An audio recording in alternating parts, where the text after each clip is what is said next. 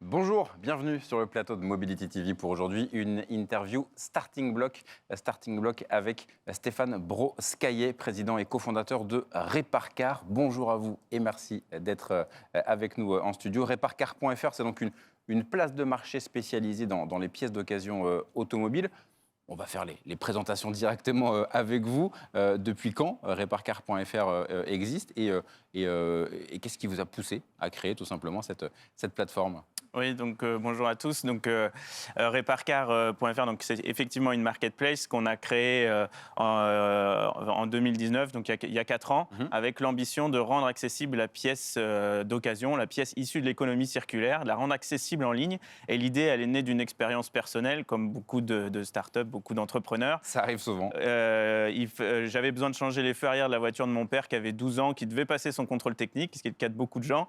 Et voilà, au vu de la valeur du véhicule, je m'étais lancé en me disant je vais trouver de la pièce d'occasion sur Internet.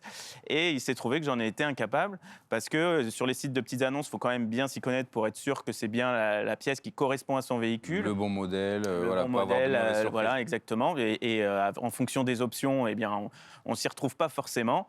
Du coup, à l'époque, c'était l'été 2016 que cette aventure est arrivée. Je suis allé voir mon garagiste habituel et il était déjà d'accord pour poser de la pièce d'occasion, mais me prévient tout de suite que c'est à condition qu'elle soit disponible à la case d'à côté, qu'il n'irait pas voir ailleurs, parce qu'il avait déjà essayé, qu'il avait eu des problèmes et qu'il n'irait pas plus loin. Et c'est de là où est née finalement cette frustration. Où je me suis dit, c'est quand même insupportable que sous prétexte que moi, je ne connaisse pas trop, je ne puisse pas accéder à de la pièce d'occasion, alors que je vois bien qu'il y a une disponibilité qui existe, qui est déjà informatisée, mais je ne m'y retrouve pas. Et donc, il fallait créer ce tiers de confiance qui allait concentrer l'offre de réemploi et faciliter l'accessibilité avec une recherche par plaque, que ça soit aussi simple de trouver de la pièce d'occasion qu'il peut sembler simple de trouver de la pièce neuve. Donc c'est ça qu'il faut bien comprendre, c'est ce rôle de tiers de confiance pour nous à la fois rassurer évidemment, et puis simplifier la démarche que vous venez de décrire, qui vous concernait vous au début. Et donc justement, comment on met tout cela en place, parce qu'entre l'idée d'améliorer et la mise en œuvre.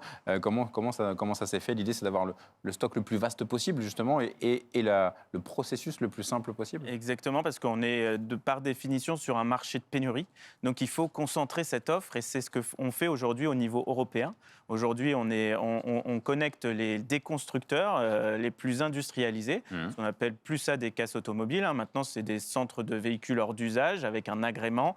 On s'assure qu'ils aient bien cet agrément, les labels de qualité, de contrôle des pièces, etc., de sorte qu'on soit avec les meilleurs acteurs pour distribuer l'offre la plus large et permettre aux réparateurs, et aussi aux particuliers qui parfois demandent de l'aide à leurs réparateurs pour changer une pièce, et donc simplifier l'accessibilité avec les acteurs les plus industrialisés, c'est-à-dire qu'ils ont les moyens humains et matériels d'expédier la pièce en 48 heures dans toute l'Europe. Pour garantir cette efficacité. Donc le site Reparcar.fr revendique 2 millions de références sourcées en France auprès de 75 centres VHU que vous avez. Espagne aujourd'hui. Voilà, et donc voilà ce que j'allais dire exactement. L'idée, c'est pour avoir le plus d'options possibles. L'Espagne et peut-être aussi même l'Italie, en tout cas les pays limitrophes. Exactement, on est en train d'ouvrir l'Italie en ce moment. On a signé un des plus gros acteurs italiens qui va rejoindre la plateforme dans les prochaines semaines, le temps de se connecter. Et voilà, il y a comme toute marketplace, l'enjeu, c'est de pouvoir se connecter et de pouvoir diffuser leurs pièces informatisées sur la marketplace. Avec votre processus Reparcar qui fonctionne. Exactement.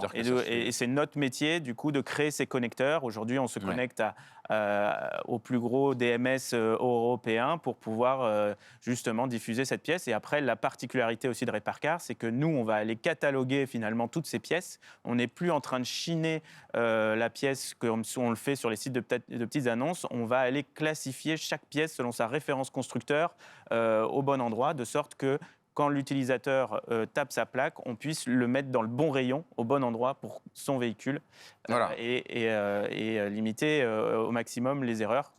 Parce que, en fait, en soi, mon expérience de particulier, elle existe aussi chez les professionnels. Il y a une telle complexité dans l'univers de la pièce automobile que même les professionnels ne peuvent pas tout connaître. Et donc, il faut simplifier au maximum aussi l'achat de pièces de réemploi. Il y a effectivement cet aspect. Vous avez donc lancé Réparcar Pro. À la base, c'était plutôt pour les particuliers, vous l'avez dit, comme vous. Réparcar Pro, qu'est-ce que ça peut apporter justement à un professionnel? Alors, l'avantage pour le professionnel, c'est qu'il dispose de remises qui sont directement accessibles sur la plateforme en tant que professionnel, donc il se connecte avec un compte et son SIRET en tant que professionnel de la réparation. Et ensuite, on propose de facturer nous-mêmes, Réparcar, le garagiste, parce que l'intérêt, c'est qu'il est de simplifier sa comptabilité. Vous savez qu'aujourd'hui, si vous devez aller acheter sur des plateformes de petites annonces, vous pouvez vous retrouver avec 150 fournisseurs à la fin en compta. L'idée, c'est de devenir finalement ce concentrateur d'offres et qu'il n'ait qu'une seule facture. Et nous lancerons prochainement le paiement différé. Le paiement en fin de mois, de sorte qu'on puisse avoir les mêmes dispositions qui peuvent exister aujourd'hui sur le neuf. C'est très important, nous, dans notre mission de start-up, de disrupter les modèles existants pour qu'ils soient encore plus simples d'acheter de la pièce de réemploi. Et donc là, pour les pros, il faut donc aller les voir, les convaincre de ce que ça peut leur apporter. Je crois que vous étiez présent sur le dernier salon Equipauto. Ça peut aussi être un lieu de rencontre, justement, où on peut se faire connaître au milieu des autres professionnels. Exactement. Alors, c'est vrai qu'on a commencé comme étant une marketplace pour les particuliers, parce que c'était venu d'une expérience personnelle et donc c'était la première étape. Et puis, l'autre chose très importante, c'est qu'il fallait avoir une offre aussi consistante pour pouvoir répondre aux besoins du professionnel. Parce que dans un marché de pénurie, déjà, si on n'a pas d'offre, c'est compliqué pour le professionnel en se disant je ne trouve pas ma pièce. Ouais. Donc, et effectivement, Equipauto, on a rencontré énormément de garagistes, d'ateliers, de carrossiers. Et ça nous a permis aussi de mieux comprendre aussi leurs besoins. Et donc, aujourd'hui, on a à peu près 6000 garages inscrits sur la plateforme Réparcar en tant que professionnel. Et justement, au cours de ces échanges, vous pouvez aussi avoir des remontées concrètes de voilà, ce dont on aurait besoin, faire évoluer un petit peu ce que vous proposez. Ça peut aussi fonctionner comme ça. Exactement, et c'est tout l'intérêt de ces salons, c'est qu'on est tout de suite face à nos utilisateurs et à nos clients. Et donc, du coup, c'est l'opportunité pour nous de prendre les remarques, de continuer à disrupter, à inventer comment on peut continuer à faire progresser l'accessibilité et surtout le volume de pièces de réemploi à utiliser, puisque aujourd'hui, nous, notre volonté, c'est que le produit de réemploi soit la priorité et que le neuf soit la substitution. C'est-à-dire qu'aucun intérêt de mettre un rétroviseur neuf sur une voiture d'occasion. On connaît l'âge de notre parc automobile. Il a encore perdu 3 mois ce trimestre. Donc, il a 11 ans, 11,3, je crois. Donc, du coup, c'est vraiment l'idée, c'est de dire que je m'adresse d'abord sur la pièce de réemploi. Et ensuite, si elle est effectivement vraiment pas disponible, là, je vais sur le neuf.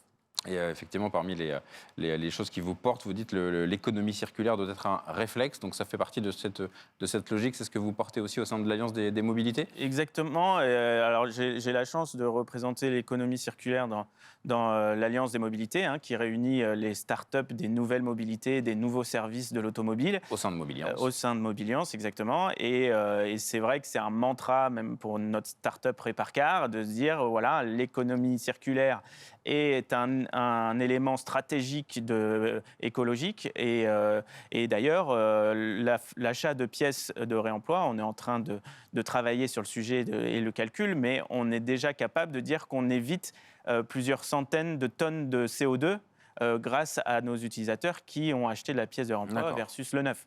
Donc, on voit que ça a un impact écologique clair d'utiliser de la pièce de réemploi plutôt que le neuf.